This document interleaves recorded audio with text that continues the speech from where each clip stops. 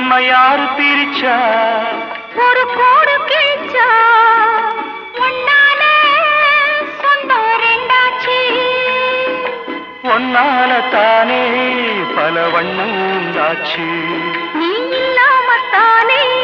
அது மாயம் என்றாச்சு